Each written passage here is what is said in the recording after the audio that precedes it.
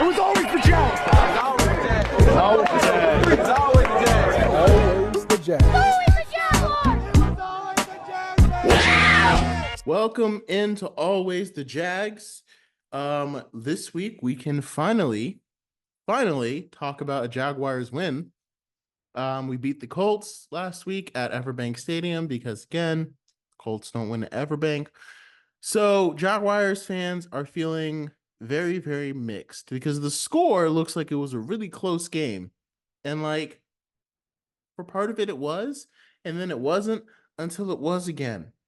So it's got a lot of Jaguars fans feeling different kinds of ways. So we're going to talk about that, what we need to do to really salvage our, so like that win saved our season. Now we have to try to salvage it. So now we're going to talk about what we would have to do to salvage it and what the issues are, like why the Jaguars were able to win this week, but we couldn't get a win in any of the weeks before.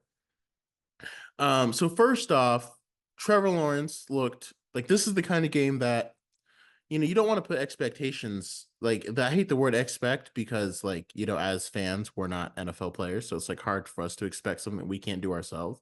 But we also don't make $55 million a year because if any of us were making that, I mean, we probably wouldn't be, you'd probably be a CEO or something like that. I don't know. So basically, I said all that to say that's the kind of game you expect from your $55 million quarterback. And the thing is like, that's the kind of game. And what I mean by that is because it wasn't a flawless game by Trevor. Let's be clear. He missed a wide open Gabe Davis on a third down play where we could have got some early points. And then Doug decided to go for it on, or I don't know if we kicked, I can't remember if we kicked the field goal or if he went for it on fourth. I think he went for it on fourth and we didn't convert. So no, I think he threw to Brenton Strange instead of Gabe Davis, who was wide open on the third down. And I think we just kicked the field goal. But I can't remember for sure. I have to go back and look at it. But that was a miss because Gabe Davis was wide open. And then he threw a terrible interception to close out the first half when it was triple coveraged. I think when he threw the ball, it wasn't triple coverage quite yet. Like it looked like it was just kind of one-on-one. But, you know, the time it took, I think he just overestimated how fast Brian Thomas Jr. was. And how quickly, and I think he underestimated how quickly those safeties were going to be able to get over. So he ended up throwing into triple coverage. Because it's like, you know, most NFL quarterbacks don't see a guy with like three people around them and then just throw the ball at them. Usually what happens is they see a guy with one guy around him, they throw the ball, but they don't see the other two guys who are coming towards the ball. And then by the time the ball gets there, it's triple coverage, right? So that was a big mistake on Trevor's part. But what the fans want to see, what we want to see from a $55 million quarterback is the resilience. Trevor had those mistakes, and then he came back and led his team to a win. Because you can mess up, you can make errors because nobody's perfect, right? But the question is, again, the guys that deserve those top contracts that we already gave him, those are the guys that stand up and be like, okay, brush it off. Let's go march down the field and get this win.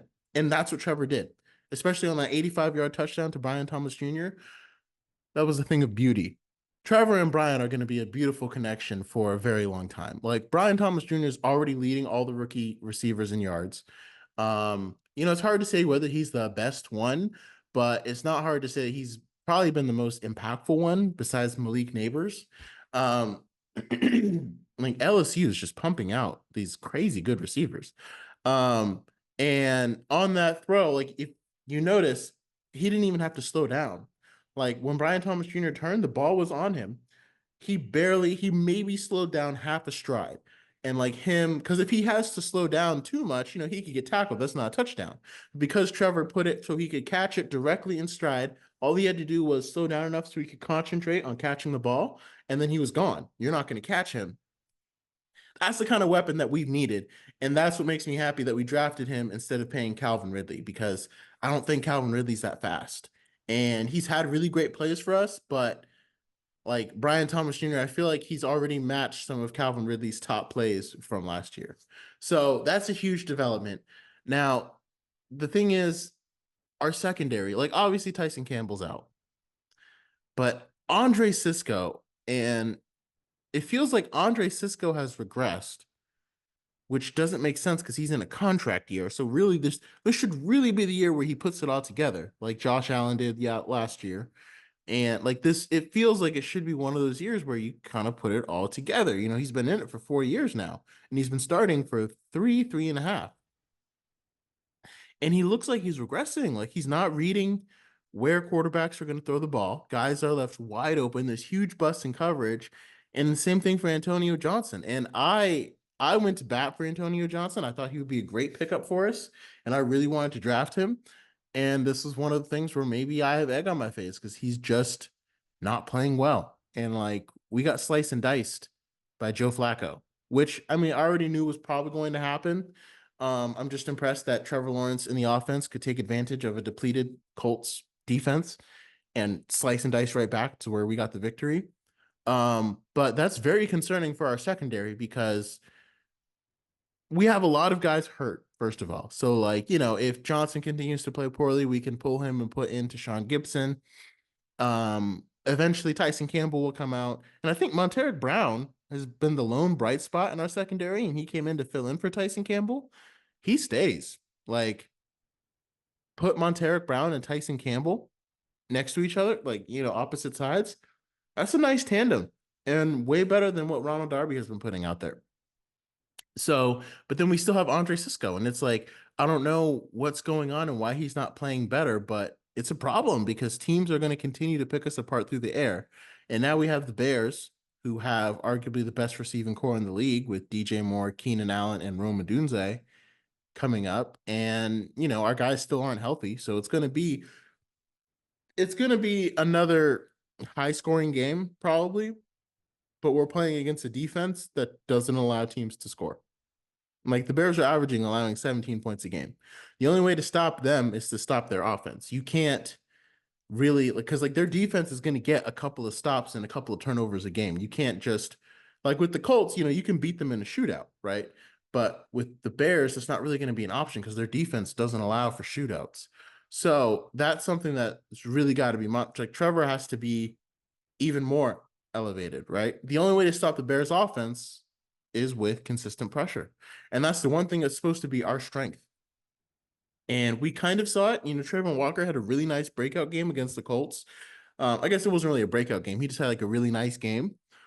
But the Colts still scored 34 points in a game where Trayvon Walker had 2 sacks and a forced fumble. And because, some of those, like usually sacks are supposed to kill a drive. Like if you get 1 sack on the quarterback, that means the next down, if it's 1st and 10, now it's 2nd and 15 or 2nd and long.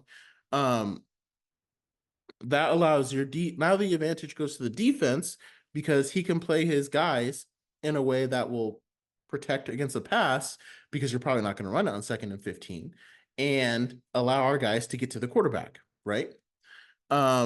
Because it makes them predictable. But I don't know how many times Joe Flacco on 3rd and 15, 2nd and 15, 3rd and 15. I think there was like a 3rd and 20 that he converted. He just threw a long pass and there was a guy wide open. And it's like our secondary can't cover.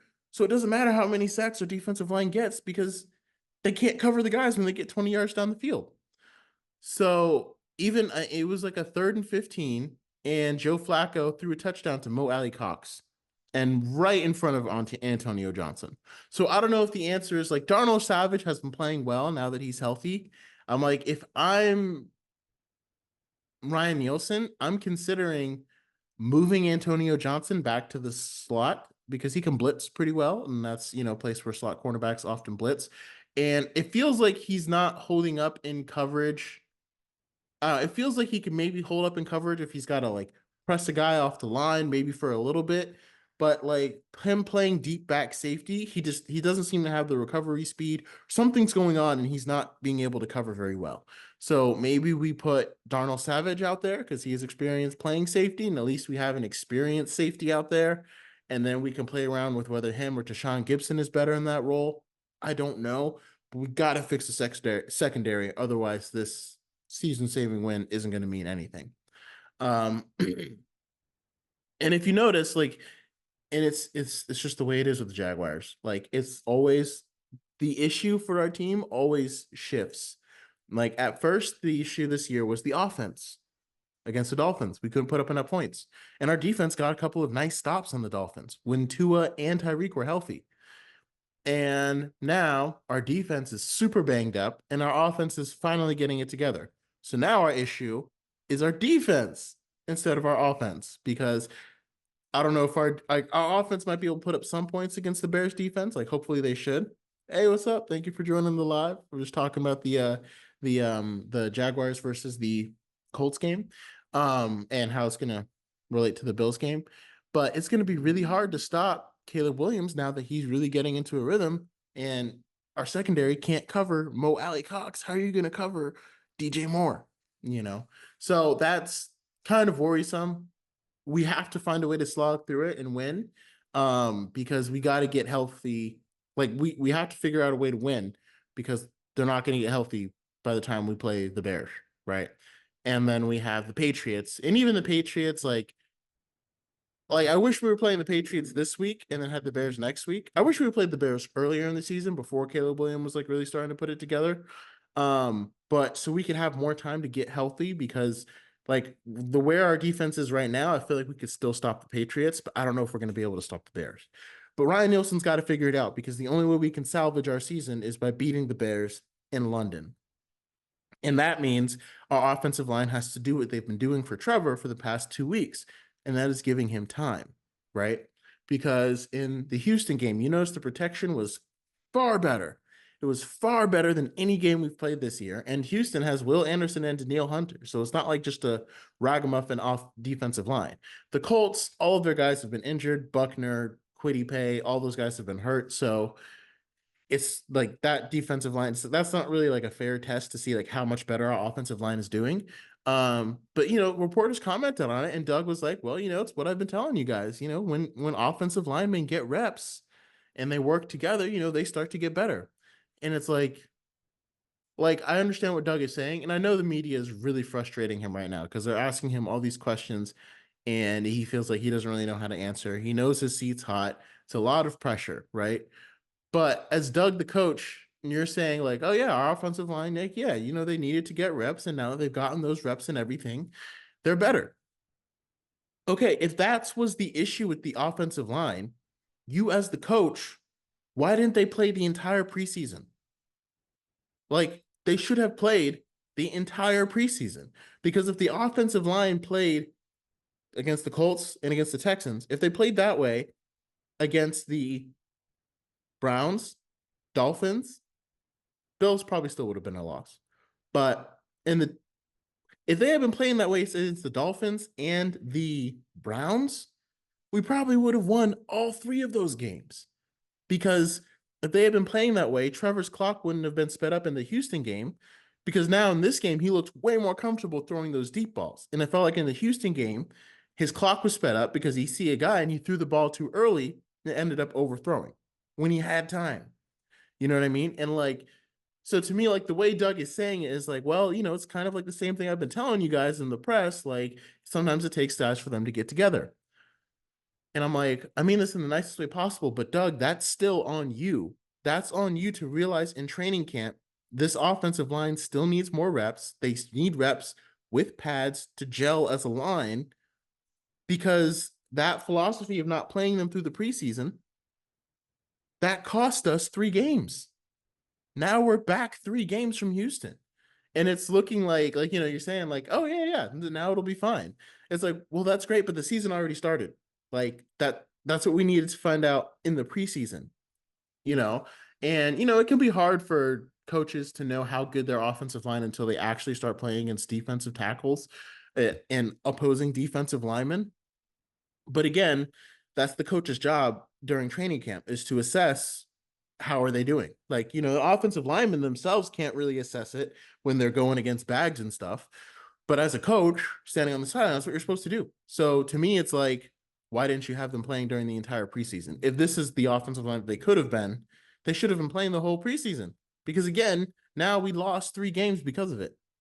And now we're back behind the egg ball. Now we have to beat the Bears if there's any chance of us making the playoffs at all. So it kind of puts us in a bind. And like I said, it kind of feels like Doug was like, pushing the blame off on like, hey, they just needed time. And it's like, well, as the coach, to me, it feels like as the coach, you had the power to give them that time and you chose not to. And I don't understand why. So now we're at this point where, like you said, the Colts was a season saving win. The Bears will be a season salvaging win. Because if we can come out of London 2-0, and it's very good that we won because those Alec Pierce pretty much touchdowns. Can't even, I just, we need all of our secondary back. And Ryan Nielsen has to do a much better job. Like, he can't get that wide open. And because the Colts almost came back and won, and that's very scary. But again, Trevor proved himself, $55 million. He proved himself and went out and won that game. Took them down where they needed the field goal, and they got it. And that's what we want to see from Trevor. That's all we want. You can make mistakes. You can make bad throws. Just recover and then make the throws that we know you're capable of making. And like I said, now we're at this point where we have to beat the Bears and we have to beat the Patriots. Like I said, Patriots I'm not as worried about. The Bears I still worry about. We have to beat them both because next we got Packers, Eagles, Vikings, and Lions. Final score for week 6. I'm going to predict a Jaguars win. And I think I'm going to say it's 27-24 Jaguars. I think if our defensive line, again, it's going to be all on Trayvon Walker and Josh Hines-Allen. Like, they got to drink some Red Bull. Also, Ryan Nielsen, I don't ever want to see them come off the field, right? Your only advantage in this game, is our defensive line versus the Colts versus the Bears offensive line. So I don't want to see Abdullah. I don't want to see Cole. I don't want to see anyone except for our best players to try to take advantage of that Bears offensive line. Because even a tired Josh Hines-Allen is better than Yasir Abdullah, right? That's why you pay him $30 million. So that's the only advantage we have on the Bears for our defense versus their offense. So Eric Armstead, I know you want to play end. We'll do that next week versus the Patriots. You can have some fun there. This week, we need you at nose tackle, and we need you to beat their guards and get pressure on Caleb Williams so we can win the game, so we can save our season, right? That's the only way we're going to be able to do it. So that's what we need to do in order to beat the Bears. Like I said, I think my final score prediction is going to be 27-24 Jaguars. And then, like I said, we've got Packers, Lions, Eagles, Vikings, all in a row once we get back to the States. So in order for the Jaguars to have any chance of making the postseason, we have to find a way to win to snatch one of those 4, right? The Packers and the Vikings are going to be at home, so that's the best chance. The Packers, it's hard to know if, like, the Vikings just look unbeatable. I didn't expect them to be like this. So our best chance might be the Packers. But of course, Jordan Love got hurt in the opener and now he's back, so it's like the card just doesn't fall the Jaguars' way. Like, Eagles, they're missing, like the Eagles, when they're missing, they were missing Devontae Adams and AJ Brown, right, for a couple weeks. Now they're both back, and it's like it just doesn't fall our way. Like, if we played the Eagles on a week where AJ Brown and Devontae Smith were both out, I could probably see that as a win because their biggest strength would be hurt against our biggest weakness, right? Because we can stop the run. We can stop Saquon Barkley. So anyway, I say all that to say we got to snatch one of those games somehow. Somehow we got to snatch one of those. And then we literally have to win out the rest of the season in order to finish 10-7 and have a chance of slipping into the playoffs. And that would mean beating the Titans twice, which again, doable as long as Will Levis is at quarterback. Beating the Colts again. And if it's Anthony Richardson, again, I feel a lot better. But if it's Joe Flacco at home, that game's going to be just as tough as this one is. The only good thing is it'll be later. It'll be after our bye. Hopefully we'll have our players back and they'll be healthy. That also means beating the Texans when they come to town. And again, based upon how close this Texans-Jaguars game is, like, if we take the Trevor from this game and put him in the Houston game that we had last week, week before this, we win that one too because he hits those deep shots. So we'll have to see that. And then that also means beating the Jets, which, I mean, before they looked a lot better at the beginning of the season than they actually played. And there's so much dysfunction, especially after firing Robert Saleh, that game's looking more and more winnable each week. And it also means beating the who else? And we just have the Raiders. I think that's it. So it's mostly divisional games, and then like the Raiders and the Jets. So yeah, we could run that table. That's possible. But if we finish 9-8, that's not going to cut it. So we got to snatch one. First of all, we have to beat the Bears, and then secondly, we got to snatch one um in that four gauntlet. Basically, we only have room for three more losses for anyone. There's three more losses that we can take on the season before it's over. So again, this was a season saving win. Bears game will be a season salvaging win. So it's really nice to see Tank Bigsby's breakout. And Ventrell Miller, again, that was a pick I heavily criticized. But man, he's been playing like better than Devin Lloyd. He's all over the place. And to me, if I look at our defense, like when we play the Bears, what I would want, I want um Hines Allen, maybe Hamilton, Armstead, Trayvon Walker. And I'm only swapping them out if they're like gasping for air and can't breathe, right? And then I'm gonna play three linebackers with Lloyd, Foye, and Miller.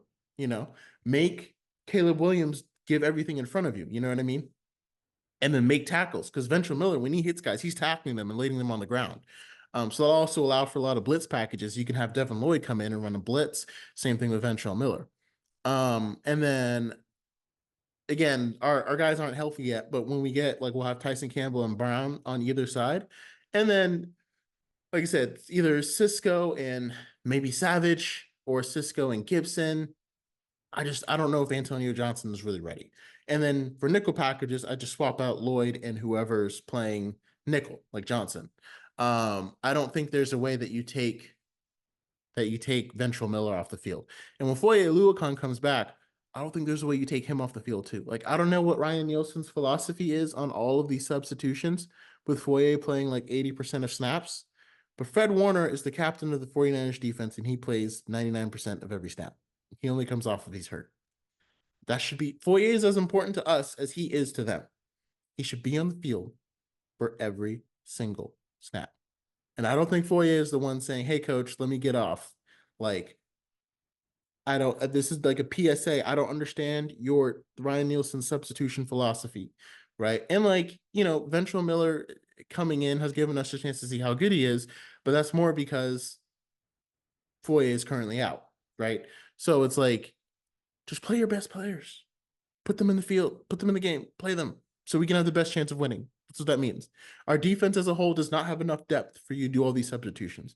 If you wanted to do that, Trent Baalke should have made crazy investments in the defense.